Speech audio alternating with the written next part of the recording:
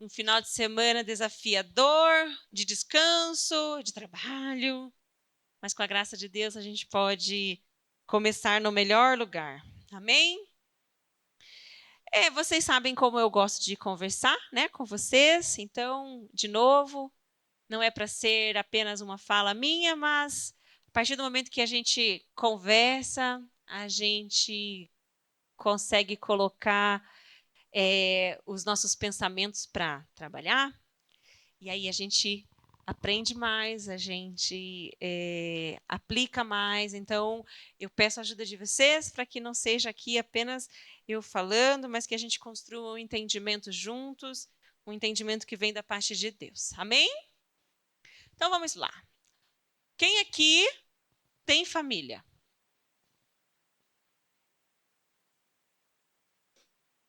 Ótimo. Segunda pergunta, vamos lá. Quem aqui é filho ou filha? Maravilhosos. Todos, alcançamos todos. Aqui agora, terceira. Não a última, mas quase lá. Quem aqui é feliz genuinamente em sua família?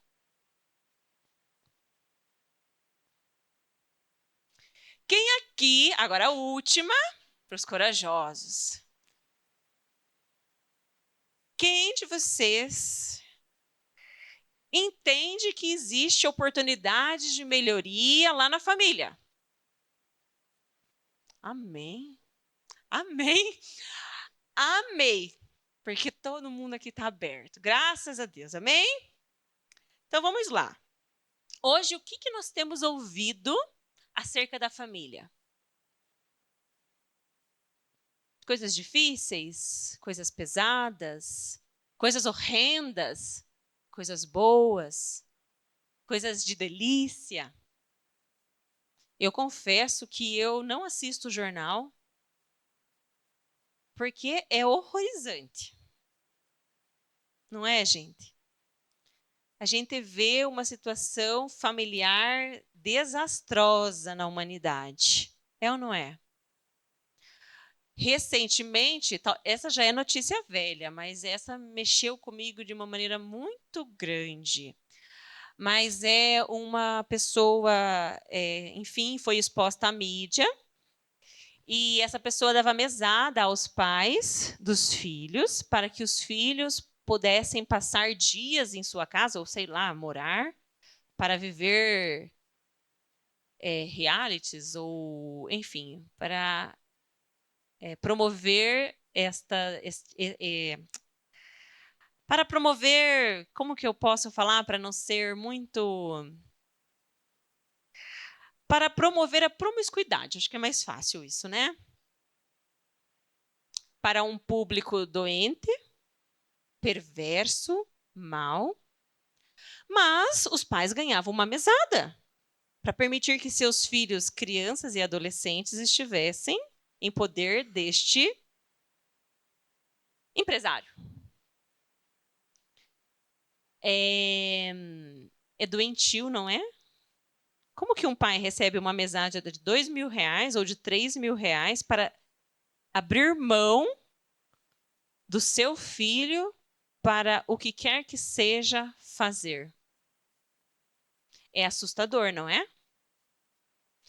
Bom, aí a gente já sabe, e essa é bem velha, mas ela continua acontecendo e ela continuará acontecendo até que esse mundo finde com a volta de Cristo, que é pais matando filhos e filhos matando pais. Puxa, mas eles não eram uma família? E aí a gente se pega em um questionamento infinito, como se fosse em um looping. Por que que acontece isso, né? Afinal de contas, eles são uma família. Nossa, os vizinhos falam, né? Eles viviam tão bem. Nunca ouvimos falar nada, nunca ouvimos uma discussão. Coisas normais de família. Mas lá dentro das quatro paredes, só nós sabemos o que acontece, não é? E a gente volta de novo nas veredas antigas, que é aquilo que nos foi ensinado a respeito do projeto inicial de família. Esse projeto nasceu no coração de quem? De Deus. Deus, ele é perfeito. É ou não é? Tem tudo para dar certo, não tem? Mas daí o que acontece? O pecado entra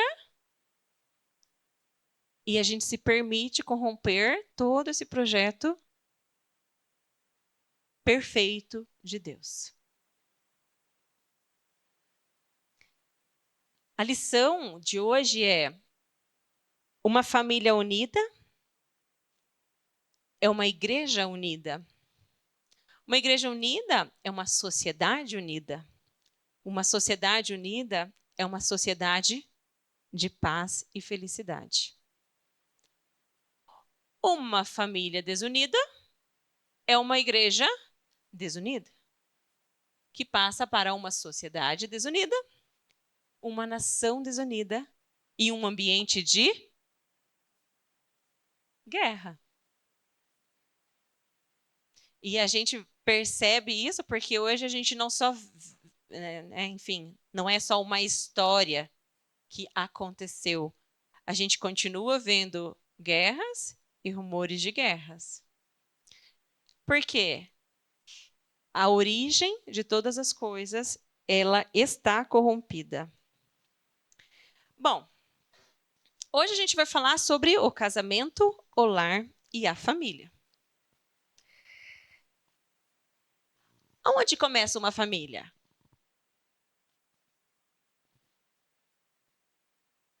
No casamento. Muito bem. No casamento começa uma família. Quando se une,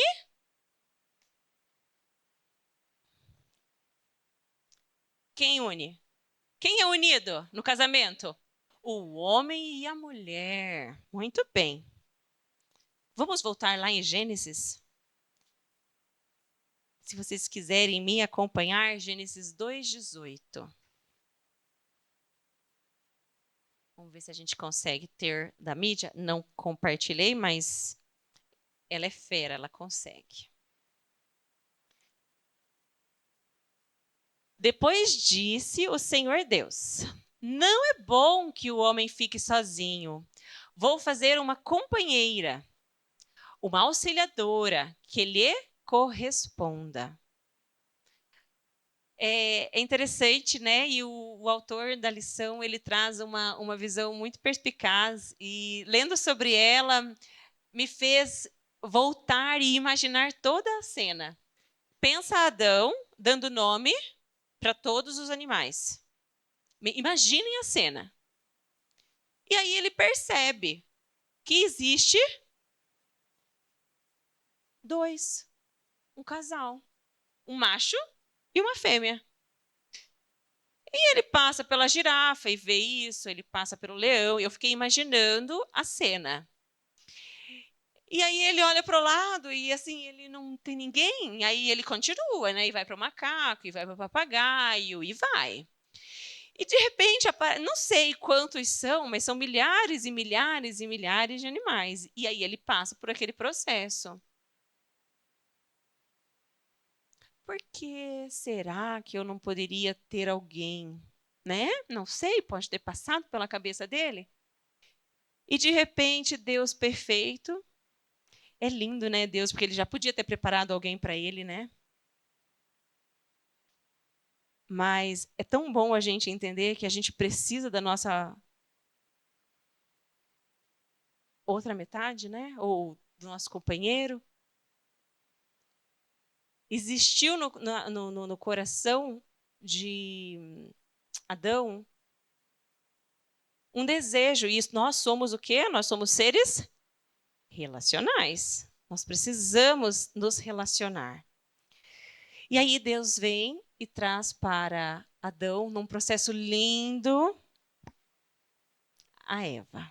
E aí ele dá o nome de Eva, né? E aí ele faz uma declaração linda, né? Ah, essa é a mulher, osso dos meus ossos, carne da... Nossa, que declaração linda, né?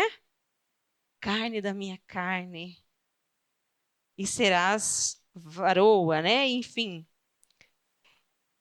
nasceu no coração de Deus o casamento, a família.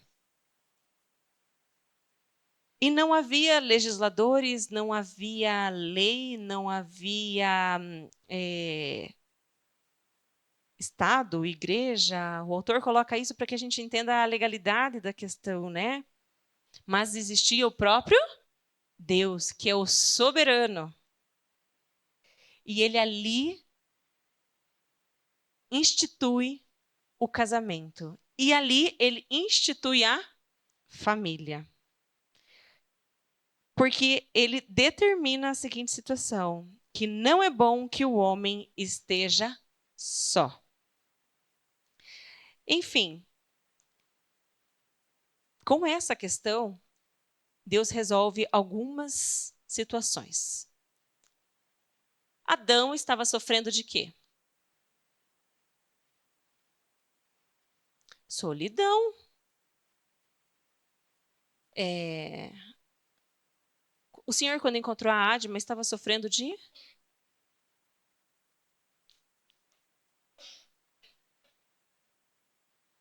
Será que é outra coisa?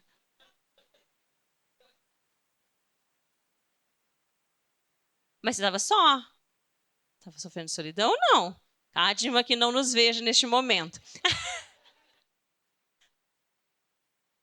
Olha!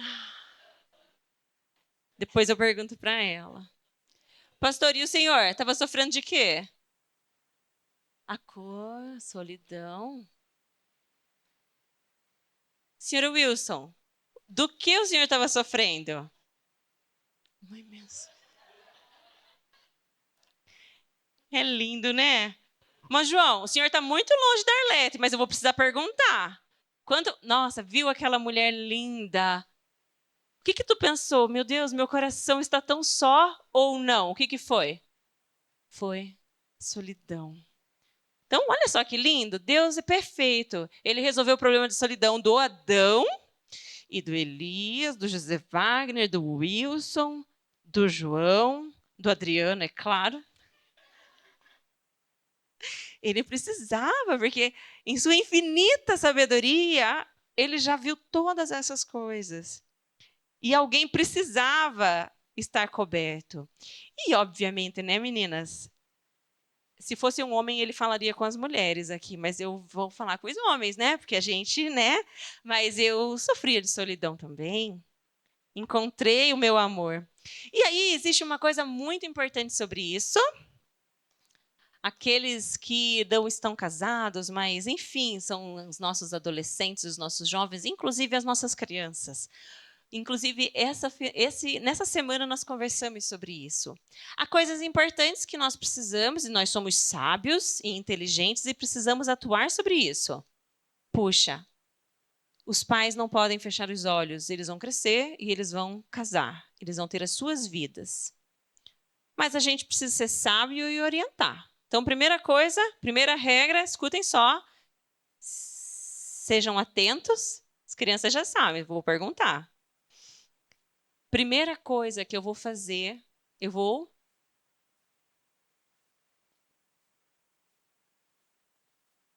É a regra lá em casa, tem que estudar para depois namorar, isso mesmo, mas não é essa ainda.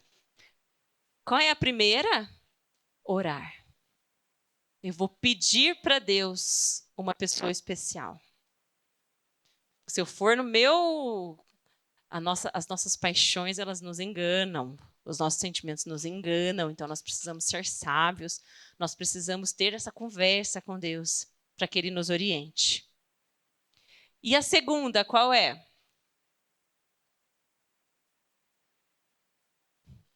Esperar? Não, não é esperar.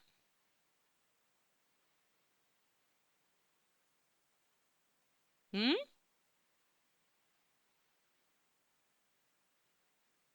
Se preparar, observar. ter uma casa. Isso é pré-requisito, Jaque.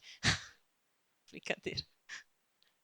A gente precisa orar. Enquanto criança, enquanto adolescente, a gente precisa buscar esse direcionamento. Porque, de novo, os nossos hormônios, eles mexem com a gente e deixam que fiquemos assim, sem comentários, né? Mas é assim, é ou não é, gente? Somos, né? Passamos por isso. Perfeito. Orei, conversei, entreguei para Deus. Vou me preparar, vou estudar, vou trabalhar. Só depois que eu puder pagar o sorvete para minha namorada que eu vou levá-la para sair. Então, preciso trabalhar, né? Viu, crianças? É assim. Eu vou buscar, eu vou procurar. Não desesperadamente, mas eu vou observar. E o terceiro, depois de tudo isso, você vai precisar ser bem crítico, porque afinal de contas, você é uma pessoa muito da especial, é ou não é? É? Júlia, você é a mais especial de todas as pessoas? Sim, diga sim. Logo, eu preciso de alguém tão especial quanto você, não é? Davi, tu é uma pessoa especial? Você precisa de uma pessoa tão especial quanto você, certo?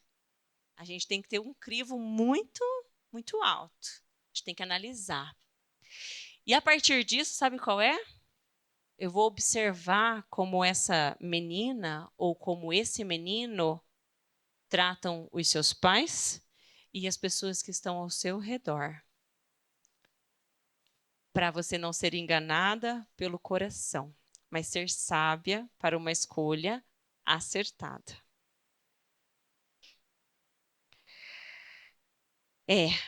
Porque não existe sociedade justa nem nação forte sem casamentos e famílias estruturadas. A partir do momento em que eu assumo as rédeas e tomo decisões precipitadas, eu posso viver isso na nossa vida, na minha vida. E a partir do momento em que eu busco diante daquilo que Deus me orienta, eu vou ter sim uma família forte, segura e estruturada. E acima de todas as coisas, haverá felicidade plena. Gente, diante de tudo isso que a gente falou, é fácil ou é difícil? É difícil, quase que impossível. Mas lá em Efésios 6:4, tem uma coisa muito importante que a gente vai conversar.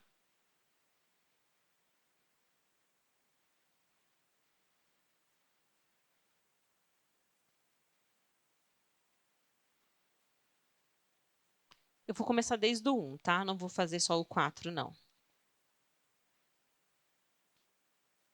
Todo mundo aqui me disse que é filho, né? Então fomos lá. Filhos, obedeçam a seus pais no Senhor, pois isto é justo. Honre o seu pai e a sua mãe, que é o primeiro mandamento com promessa, para que tudo corra bem com você e você tenha uma vida longa sobre a terra. Gente, olha só a promessa.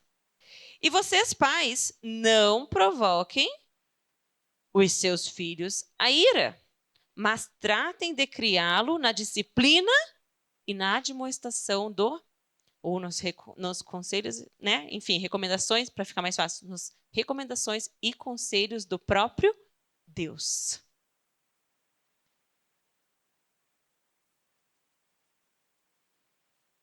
A gente aqui começa a falar sobre família.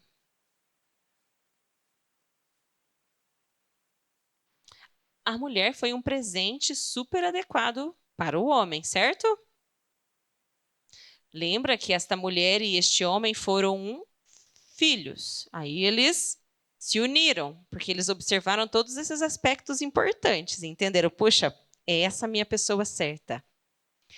E eles tomaram uma decisão. Eles uniram-se em matrimônio, homem e mulher.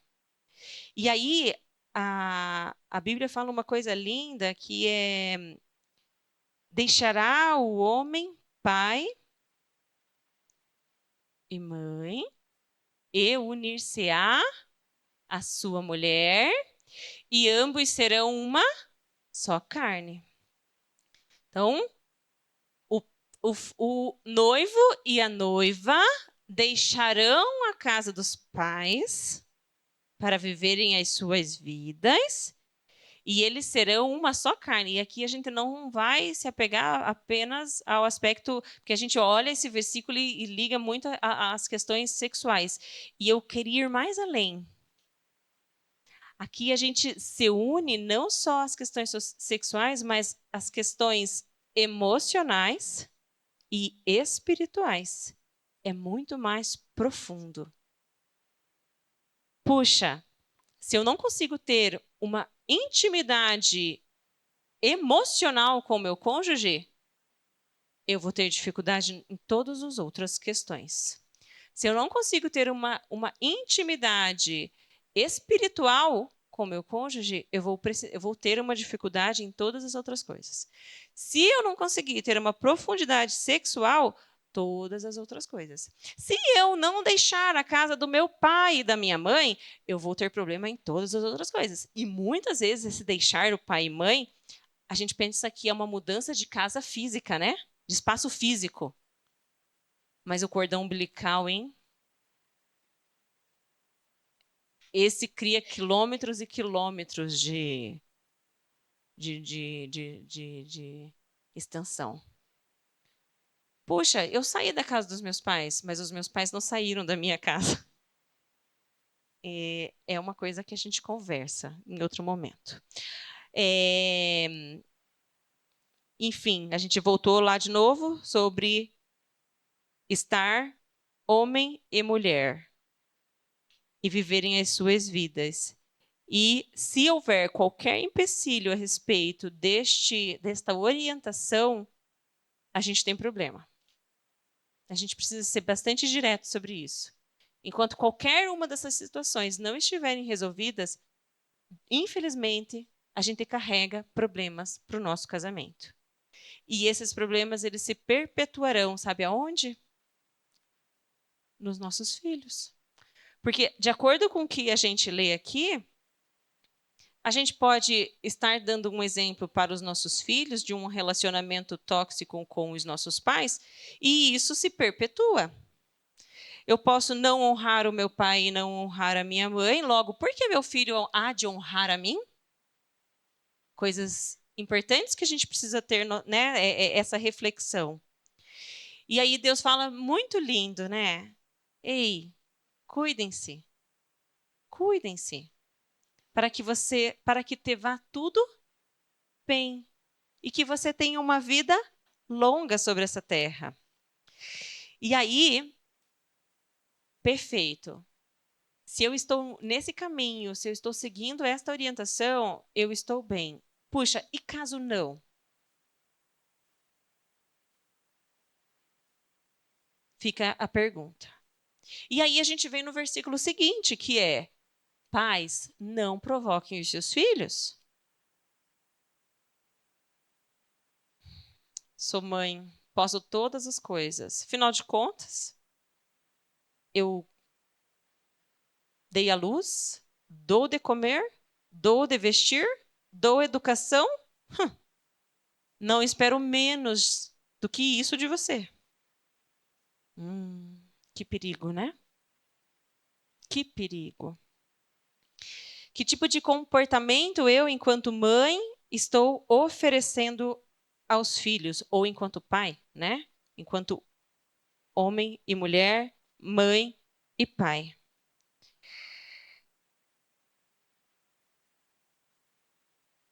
Se não há submissão da parte da mulher, e aí a gente deturpa muito essa palavra, mas a gente já está bem esclarecido sobre ela, né, gente? Estamos homem e mulher debaixo de uma mesma missão.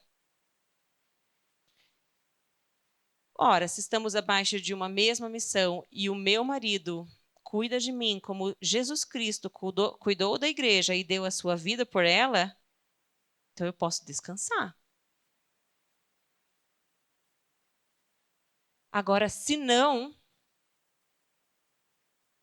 eu gostaria de que você observasse que a minha prepotência em não ser submissa ao meu esposo gerará com certeza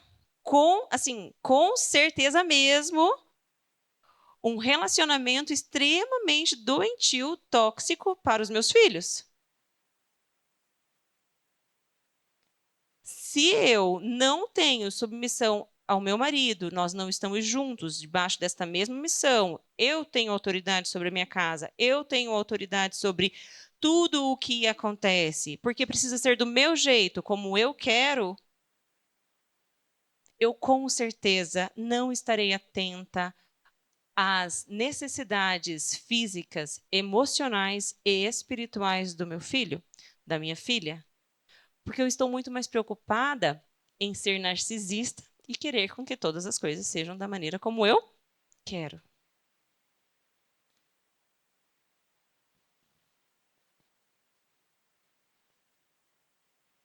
O que acontece com esse lar, gente? Você vive esse lar? Esse lar de desordem, de falta de paz, sem a liderança, sem o relacionamento.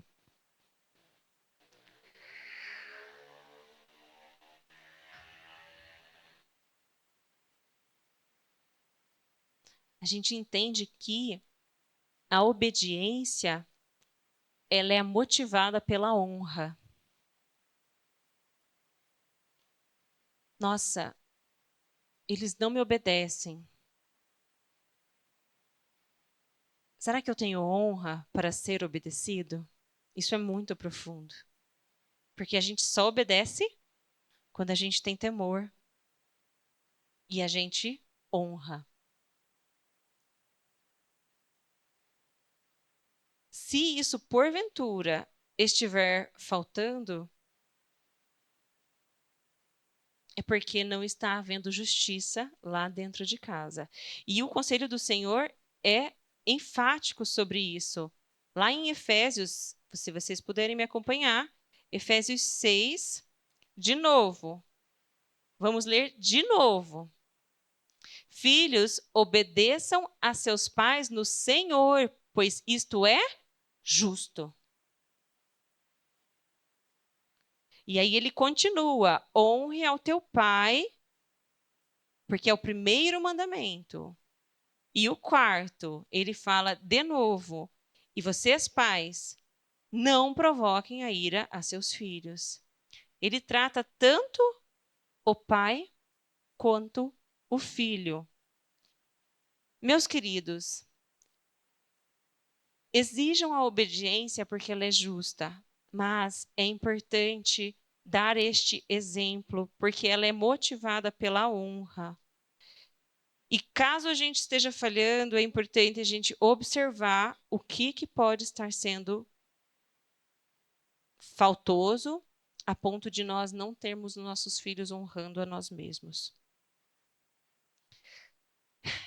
A obediência é uma autoridade dos pais que foi conferida pelo próprio Deus. Mas o pecado ele veio deturpar isso. E muitas vezes a gente se permite e acaba falhando. A segunda situação que acontece é a obediência é ordenada. Então, Deus está dizendo que deve honrar. É um mandamento. E esse mandamento é tão lindo porque ele traz uma promessa grandiosa para nós, não é? E a gente fala aqui sobre reflexos. E aí, gente, eu vou falar sobre uma coisa muito pessoal mesmo. Porque eu sou muito falha. O tempo todo. Acerto bastante também, mas erro. E aí a nossa humildade, né? De dizer sinto muito. Essa semana, por exemplo, né? Estava muito irritada. Muito irritada. E as crianças perceberam isso. Mamãe, você não está bem. É verdade. Não estou bem. Peço perdão para vocês, viu? Eles são sensíveis a ponto de me chamar a atenção com delicadeza. E eu preciso, diante disso, estar atenta ao mandamento do próprio Deus. Porque eu estava gerando o quê? Né? E olha, estudando sobre esta lição, e aí é um confronto o tempo todo. Porque eu estava gerando a ira dos meus filhos. Com comportamentos ríspidos, com impaciência. O que que eles têm a ver com as minhas questões a ponto deles serem os meus escapes? Eles são vítimas de uma falta de controle emocional da minha parte. Que segurança emocional eu gero para os meus filhos? Foi isolado essa semana. Foi isolado. Mas agora, meus amados, eu quero que vocês olhem lá para dentro de casa e me ajudem e se ajude a compreender se isso tem sido a rotina da sua casa.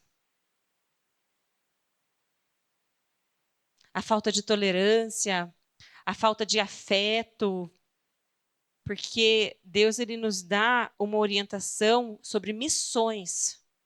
E nós temos missões. A primeira dela é nutrir os nossos filhos.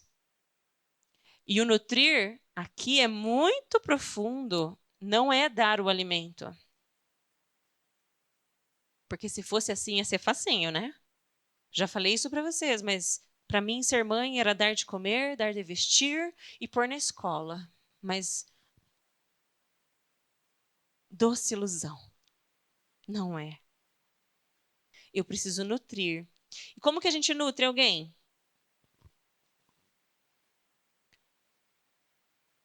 Vamos fazer paralelos? Deixa eu ver a hora, porque eu dou comida, eu alimento, certo? Então, barriguinha cheia.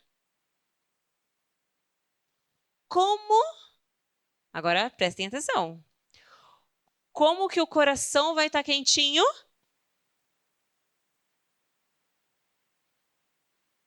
Amor. Como que se dá amor? Cuidando. Ótimo. O que mais?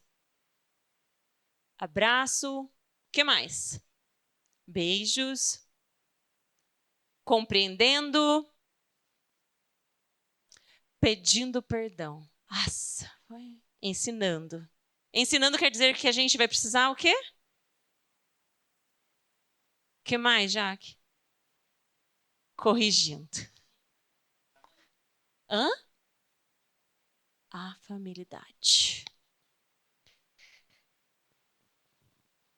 A gente vai precisar perdoar, a gente vai precisar corrigir, e isso a gente ensina amor. Se eu grito todo dia com meu filho,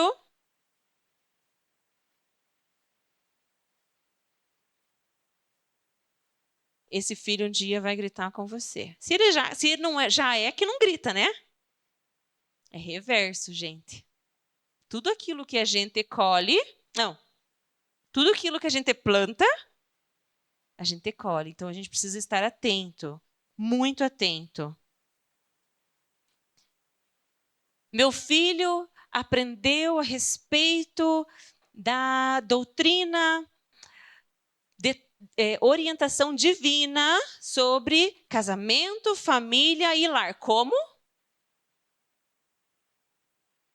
Porque ela ouviu aquela e aqui alguns minutinhos. Exemplo. O exemplo, ele vale mais do que 1000 palavras. O próprio Jesus foi o exemplo vivo de tantas instruções e orientações, não foi? Então, a gente não ensina se a gente só fala, mas a gente não pratica. Já falamos sobre a disciplina, a gente precisa falar. E, por fim, precisamos ensinar conforme Deus nos ensina que ensinemos. E aí, agora a gente vai falar sobre irmãos. Relacionamento entre irmãos. Os irmãos precisam conviver em harmonia.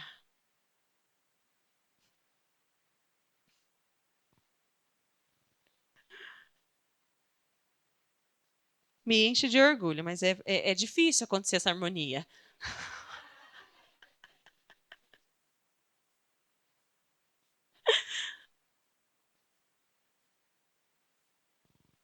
Ai, meus amados, uma coisa,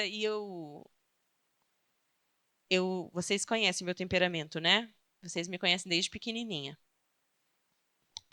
Eu era uma pessoa muito difícil. Graças a Deus, Deus me transformou. Amém?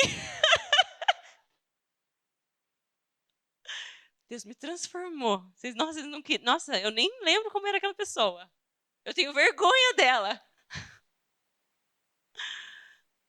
Mas um dia, Ru, Vivi e eu, nós éramos tipo unha e carne. Daquele outro jeito, a gente brigava bastante. E um dia meu pai, não lembro se foi meu pai ou foi minha mãe, eles me disseram o seguinte: a coisa que me dói mais nessa vida é ver vocês brigando. É a pior coisa que existe é ver vocês brigando. Ah, ela é ridícula, ela é horrível, ela é isso, ela é aquilo, ela é dissimulada. E rolava muitas coisas. Uma vez veio essa palavra a nós. Nossa, eu provoco isso nos meus pais?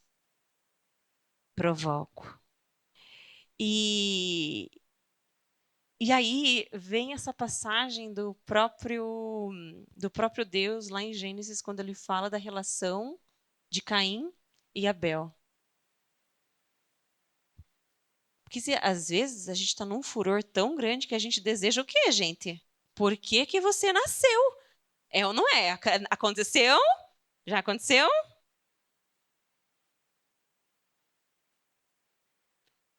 Mas a Bíblia, né, ela não nega isso, e aí existem outras histórias ainda a respeito de José, né? Olha o que os irmãos de José fizeram, gente. Mas nós precisamos buscar uma unidade e uma santidade. E o nosso relacionamento entre irmãos, ele precisa estar longe do egoísmo, dos ciúmes e da inveja. E aí a gente começa a pensar, puxa, por que será que a gente briga? Porque eu tenho tudo isso que não é de mim, que é do inimigo das nossas almas, que promove essas situações para tirar o quê? A paz da nossa casa. Gente, eu e minhas irmãs somos agora unha e carne de outro jeito. A gente se cuida, se protege, se ama, continua discutindo porque é assim. A gente se desenvolve, né? Quando a gente conversa firme, quando a gente orienta, quando a gente fala verdades. É com jeito. Gente, tudo tem o como. Não vai, né? Tudo tem o como falar. Mas a nossa relação é maravilhosa. E os meus filhos vão construir, estão construindo. Eles se amam, eles só não se gostam um pouquinho, mas se fica um longe do outro, cadê o Mano? Cadê a Alice? Vou contar uma coisa rapidinho, eu já vou terminar. O Adriano foi brincar com a Alice esses dias. Meu pai e a minha mãe iam passar para pegar ele num compromisso que ele tinha e vir para casa. E a Alice estava aflita. Tem que buscar o Mano? Tu tem que buscar o Mano? O Adriano, não, ele vem a pé. Aí ela, você tá brincando, né? Não, ele vem a pé, afinal de contas ele já é grande. Papai, tem que buscar um humano. E ela ficou insistindo nisso por muitos, talvez uns 5 minutos. Tu tem que buscar humano, tu tem que buscar humano. O Adriano, eu não vou, ele que venha sozinho, ele já é grande. Gente, ela começou a chorar copiosamente. Porque ela precisava saber que o irmão dela estava seguro. Ela sentiu paz a partir do momento que o filho, o papai tá brincando, o vovô vai passar, vai pegar um mano, tá tudo certo. Por que você não me falou a verdade? A gente criou uma desarmonia momentânea, mas só para dizer que ela ama, né? E ele tem outras histórias também. Enfim, para a gente concluir, a gente só consegue construir uma família harmoniosa se nós tivermos primeiro. Não. A gente já falou várias coisas, né? Agora a gente vai só fazer uma recapitulação. Uma boa comunicação.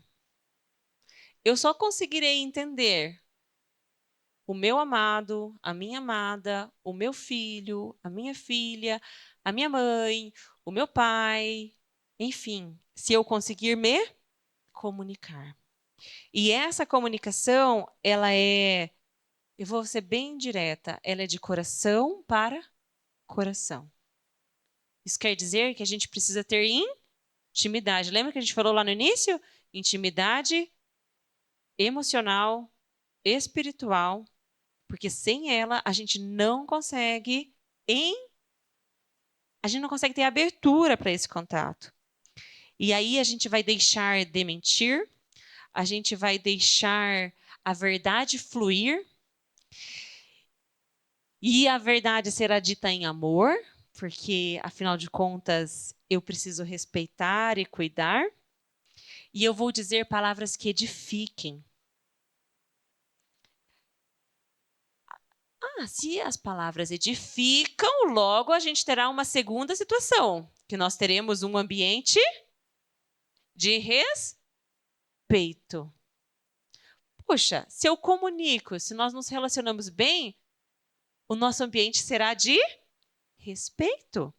Puxa, eu vou ouvir e eu vou ser ouvida.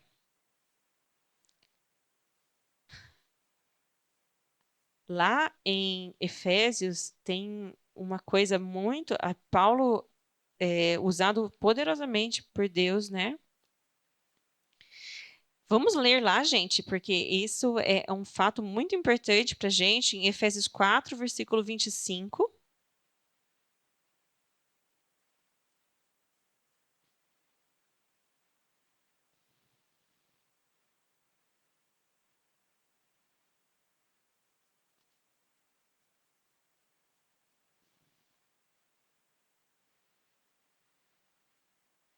Versículo 29. Ai, perdão, falei errado. É o 29 e o 30, tá? A minha tradução está diferente, mas vamos ler lá juntos. Nenhuma palavra. Eu não queria. Vamos numa nova linguagem, que vai ficar mais fácil para a gente entender. Linguagem de hoje, NTLH. Veja se você tem. É para que ficar bem claro o que é a palavra torpe.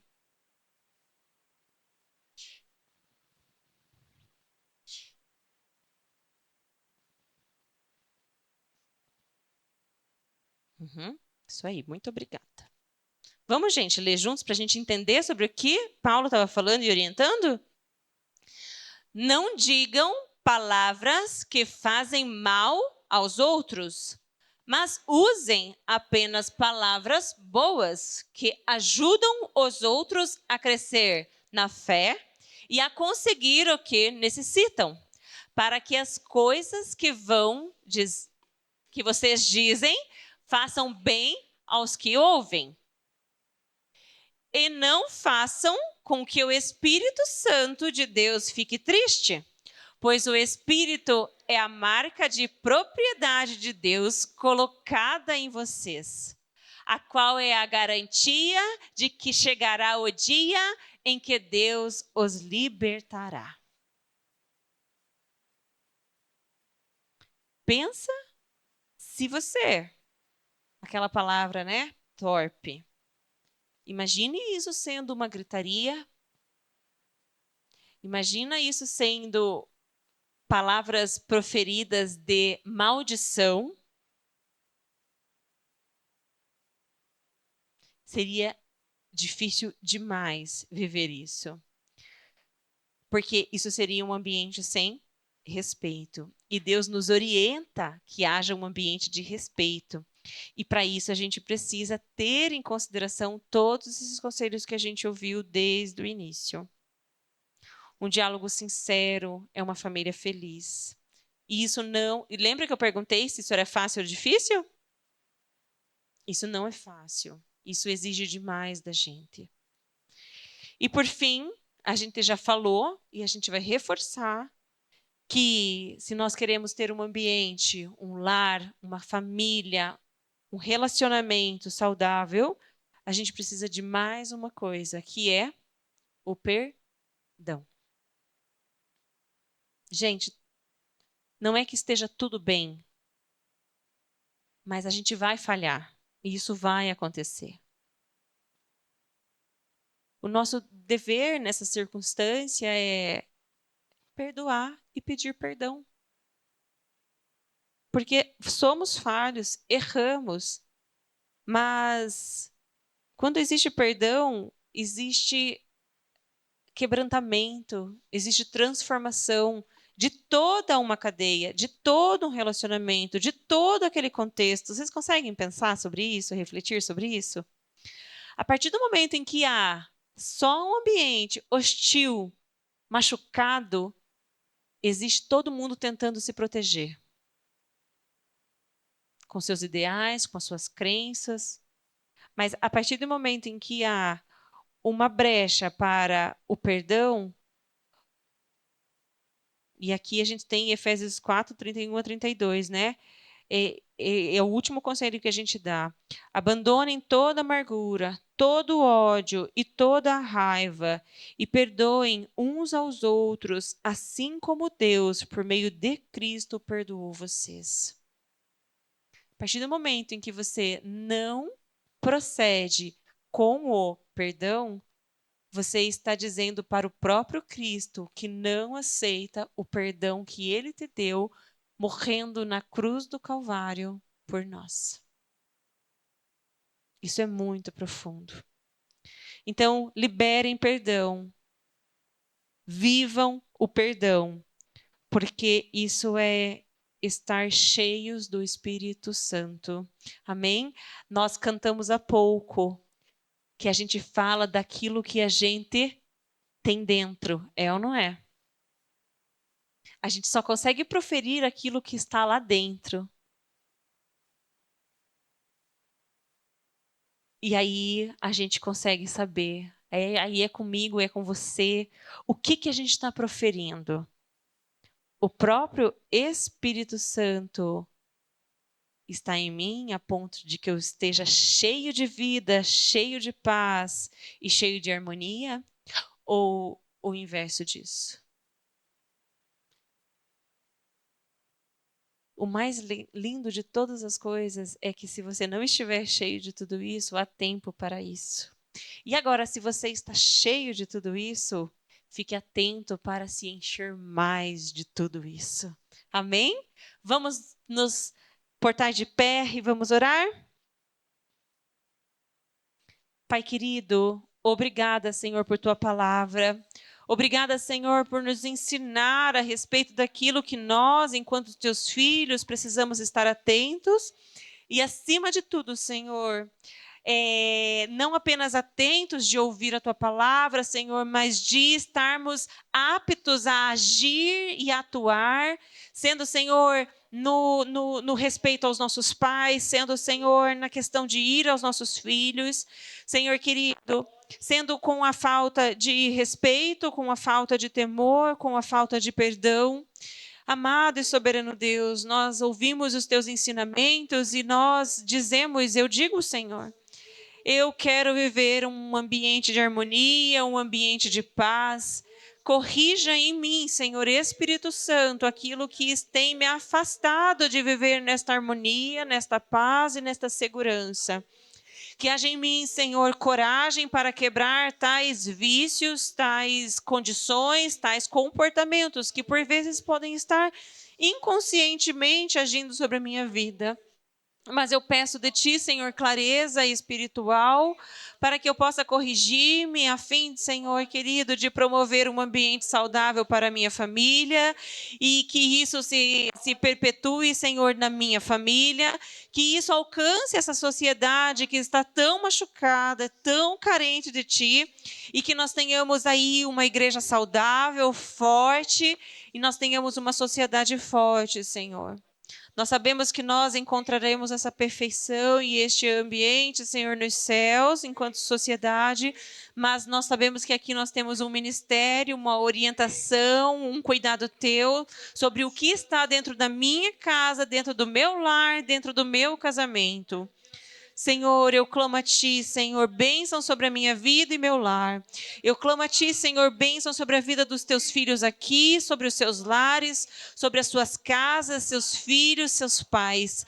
Amado Deus, eu clamo a Ti e repreendo, Senhor, no Teu santo nome, Jesus, toda a ação do maligno que venha trazer desordem, falta, Senhor, de harmonia e, acima de tudo, Senhor, um distanciamento de Ti. Eu repreendo no Teu nome santo, Jesus, porque o Senhor é o Deus da paz, o Senhor é o Deus da segurança, mesmo em meio a guerras, o Senhor nos protege, nos fortalece, e Senhor, nós temos aqui o Teu projeto de família, que é lindo, que é perfeito, e que nós aqui, Senhor, enquanto estivermos nesta terra, brigaremos por isso, Senhor, na certeza, Senhor, do Teu cuidado sobre as nossas vidas, para a manutenção do Teu projeto perfeito, porque o Senhor é perfeito. Fica conosco, Senhor Espírito Santo, cuida do nosso coração, fortalece as nossas vidas, torna-nos corajosos e defensores, Senhor, da família, do lar, e, Senhor,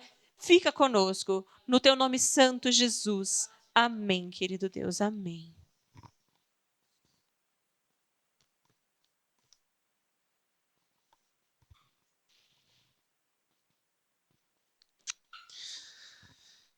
Então aí, amados, estamos nos aproximando do final do mês de agosto, o domingo, aí, último domingo do mês de agosto, onde nos propusemos a falar um pouquinho sobre essa questão do firmados na verdade, baseados em alguns pontos do nosso doutrinal. Tudo que foi ministrado aqui durante esses dias, nos sábados e domingos, teve esse objetivo: nos fazer recordar alguns princípios extremamente importantes. E nós tínhamos um alvo. O alvo era chegar no final, no texto, inclusive, que digamos assim, lógico que como tem muita informação, a gente pediu para cada um dos nossos presbíteros, irmãos e irmãs prepararem as suas reflexões, e como tem uma enormidade de textos bíblicos, eles ficariam à vontade para escolher dentre os textos para ministrarem para nós. E o texto, sim, o alvo que a gente pensou lá no começo, foi o texto que a Vivian leu agora no final, Diaconisa. Tudo que nós discutimos aqui, lá no primeiro final de semana, falamos sobre Jesus sendo mediador e salvador das nossas vidas.